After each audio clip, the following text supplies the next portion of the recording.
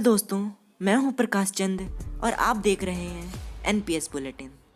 आज की बुलेटिन पर हम पड़ताल करेंगे कि कैसे वन नेशन वन राशन कार्य योजना प्रवासी कामगारों को लाभ पहुंचाएगी।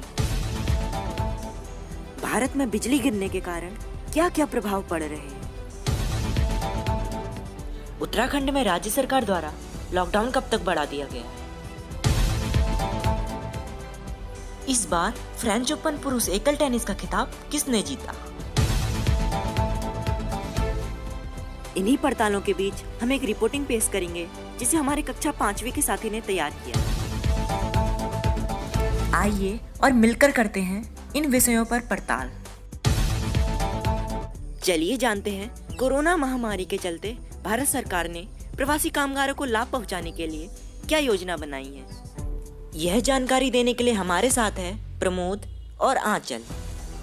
सुप्रीम कोर्ट ने सरकार से कहा कि वह कोविड-19 महामारी की चपेट में आए प्रवासी कामगारों को भोजन उपलब्ध कराने के लिए अपनी योजनाओं के बारे में विस्तार से बताए।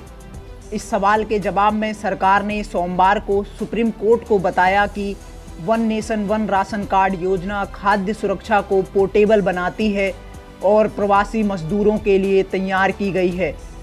वहीं केंद्र सरकार ने सुप्रीम कोर्ट को समझाया कि one nation one ration card योजना का उद्देश्य सभी राष्ट्रीय खाद्य सुरक्षा अधिनियम से लाभ पाने वाले प्रवासियों को अपने पास मौजूद राशन कार्ड का उपयोग करके देश में कहीं भी अपनी पसंद की किसी भी उचित मूल्य की दुकान से खाद्यान्न प्राप्त करने के लिए सशक्त बनाना है।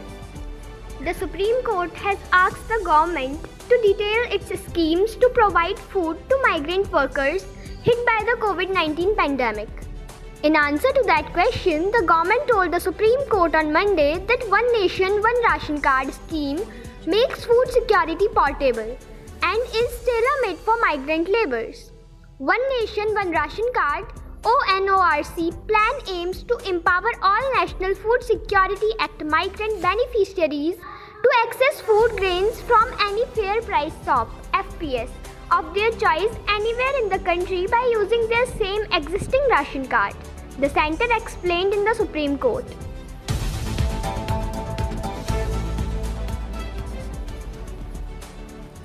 चलिए जानते हैं अब मौसम से संबंधित खबर, जिसे पेश कर रहे हैं हमारे साथी तरुण और गुरप्रीत। अर्थ नेटवर्क इंडिया लाइटिंग रिपोर्ट 2019 के अनुसार भारत में चक्रवात से अधिक बिजली गिरने से लोगों की मौतें होती हैं। धरती के तापमान में हर 1 डिग्री की वृद्धि के साथ ये मौतें 12% तक बढ़ सकती हैं। आर्कटिक में बिजली गिरने के मामलों का बढ़ना जलवायु परिवर्तन का परिणाम है। भारत में जून से सितंबर के बीच बिजली चमकना अपने चरम स्तर पर होता है। Lightning kills more people than the cyclones in India, says the Earth Networking India Lightning Report 2019. It could increase as much as 12% with every 1 degree increase in global warming. Increased lightning in the Arctic is an outcome of climate change. In India, from June to September, lightning is in its peak level.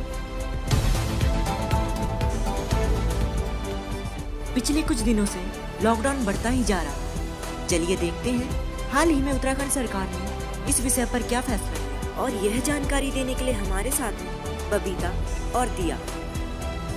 Uttarakhand सरकार ने सोमवार को राज्य में lockdown को 22 जून तक के लिए बढ़ा दिया। राज्य मंत्री सुबोध उनियाल ने कहा कि पूरे राज्य में पुराने निर्देश यथावत रहेंगे, लेकिन कुछ बदलावों के साथ। इस बीच चमोली, रुद्रप्रयाग और उत्तरकाशी के निवासियों को बद्रीनाथ, केदारनाथ और गंगोत्री यमुनोत्री के 4 धाम स्थलों के दर्शन करने की अनुमति भी दे दी गई है।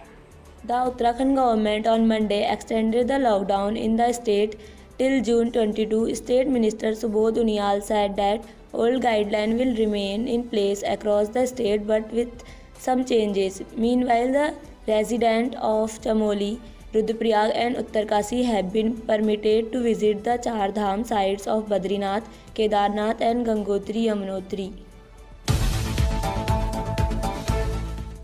चलिए सुनते हैं अब खेल से संबंधित खबर, जिसे सुनाने के लिए हमारे साथ है प्रथम और हर्षिता। विश्व के नंबर 1 टेनिस खिलाड़ी नोवाक जोकोविच ने 13 जून 2021 को दुनिया के 5वें नंबर के स्टेफानोस सित्सिपास को हराकर अपना दूसरा फ्रेंच ओपन पुरुष एकल टेनिस खिताब जीता। इसी के साथ सर्बियाई जोकोविच ने ग्रैंड स्लैम में 19 खिताब जीत लिए हैं। World number 1 Novak Djokovic clinched his second French Open men's single title after beating world number 5 Stefan Tsitsipas on 13 June 2021. The Siberian Djokovic increased his Grand Slam tally to 19 titles. चलिए ग्राम नगला से 5वीं कक्षा के हमारे बाल पत्रकार तरुण थापा की रिपोर्टिंग सुनते हैं। नमस्कार दोस्तों, मेरा नाम तरुण थापा है। आज मैं अपनी घर की रिपोर्टिंग कर रहा हूँ। तो ये हमारा घर है और ऊपर साइड को हमारे 4 कमरे हैं और नीचे को 2 कमरे हैं। चलिए अब हम चलते हैं सब्जियों के पास।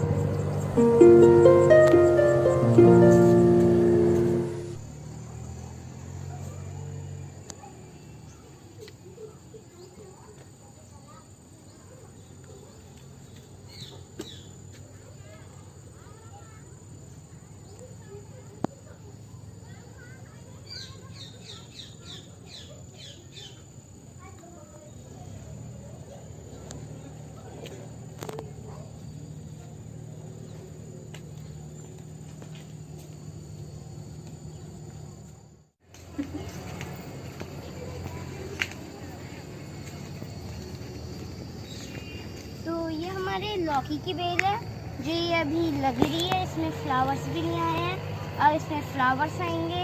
और ये हमारे टूटे हुए पेड़ हैं जो आधे में टूट गए थे, जिन्हें हमने इन्हें यहाँ गाड़ रखा है। और ये हमारा गोबर गैस है जहाँ पे हम गोबर घोलते हैं। और यहाँ पे हमारी रोपाएँ भी लग रही है। पीछे साइड को हमारे पौधे लग चुके हैं, अब आगे को लगा रहे हैं।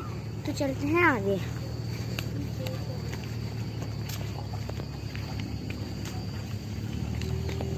और ये हमारी हल्दी है जिसके अभी छोटे छोटे पौधे लग चुके हैं। अब चलते हैं भिंडी के पास।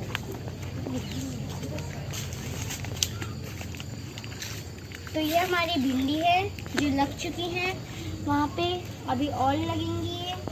और ये हमारा पालक है, पालक ये भी लग चुका है। चलते हैं अब तुरई के पास। तो ये हमारी तुरई है, इसके फ्लावर आ चुके हैं और अब इसमें वेजिटेबल आएगा। तो अब सब्जी के पास।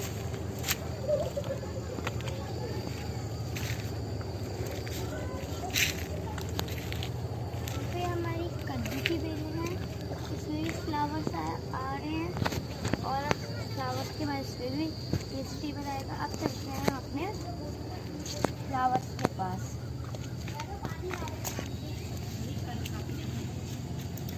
ये हमारा आम का पेड़ है और ये हमारा एलोवेरा है। अब चलते हैं फ्लावर्स के पास।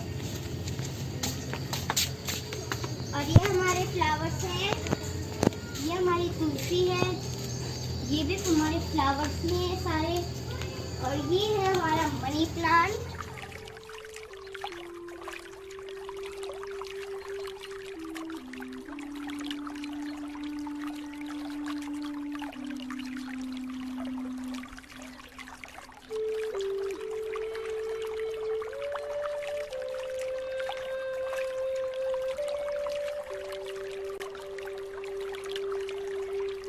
तो अब मैं आपको दिखाऊंगा अपनी मधुमक्खियों को जिन्हें हमने पाल रखा है। ये हमारी इन बॉक्सेस में हमने बॉक्स बना रखे हैं, तो इन्हीं में हमारी मधुमक्खियाँ रहती हैं। और हमने होम भी कर रखे हैं जिससे वो अंदर बाहर कर सकते हैं। और ये लोग शहद भी बनाते हैं जो हम खाते हैं। और कभी कभार 1-2 महीने में हम इनका शहद निकालते हैं। हम अपनी बकरियों के पास चलते हैं, जानवरों के पास।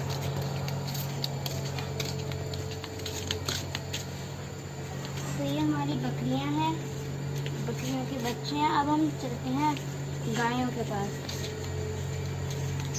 तो ये हमारी बड़ी गाय है और वो हमारी छोटी गाय है और ये हमारी बड़ी बकरी है और उधर साइड को हमने भूसा रख रखा है और ये जिसमें हमारी गाय खाना खाती है जिसको हम खुटली भी कहते हैं।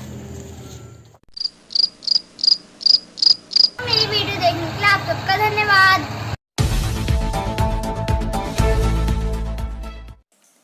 हमारी धरती की गोद में हजारों खनिज या मिनरल्स मौजूद हैं। खुदाई करके उन्हें निकाला जाता है। सोने और हीरे के बारे में हम सब जानते ही हैं। भारत में हीरा सबसे ज़्यादा मध्य प्रदेश की खदानों में पाया जाता है। इन दिनों एक बार फिर मध्य प्रदेश डायमंड प्रोजेक्ट के कारण सुर्खियों पर है। राज्य के बक्सवाहा जंगल में हीरे की खुदाई के लिए एक प्रोजेक्ट लाया गया है। इसके चलते लगभग 2 लाख पेड़ों को काटा जाएगा। इस कारण पर्यावरण के लिए चिंता जाहिर करते हुए राज्य में लोग इसका विरोध कर रहे हैं। इस स्थिति को डाउन टू अर्थ के कार्टूनिस्ट सूर्य गुप्तो ने ऐसे दिखाया है। आज के लिए बस इतना ही। और अपडेट्स के लिए जुड़े रहिए एनपीएस बुलेटिन।